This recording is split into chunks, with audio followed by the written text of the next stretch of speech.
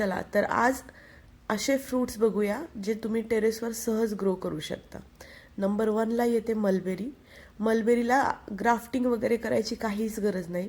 तुम्ही अगदी छोटीशी काडी जरी लावली तरी त्याला पानांसोबत लगेच फ्रुटिंग सुरू होते आणि हे वर्षातून 3 ते 4 वेळा आरामात मस्त फ्रुटिंग करतं. जितक्या मोठ्या बॅगमध्ये लावाल तितकी जास्त तुम्हाला फ्रूट्स आणि त्या फळाचे आकार मोठा मिळेल. दुसऱ्या नंबरला आहे पपई.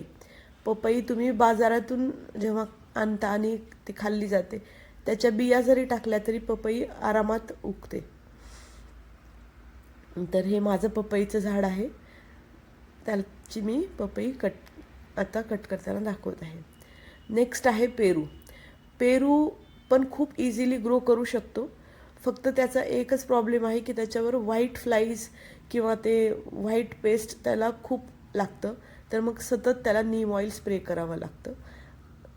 म्हणजे अगदी 2-3 दिवसाला नीम ऑइल स्प्रे केलं तर मस्त फ्रुटिंग मिळेल. तर ही आहेत माझ्या बागेतली फळं. डॅन टॅडॅन.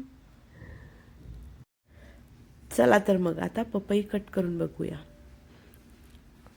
ही सीडलेस पपई आहे जी मी नर्सरीमधून आणली आहे. वाव, मस्त आहे एकदम. नर्सरीमध्येही अगदी 30-40 रुपयाला तुम्हाला भरपूर रोपं मिळतील. आणि जे आपण नर्सरीमधून रोपं आणतो त्यांना मेल प्लांटची पण काही गरज नसते.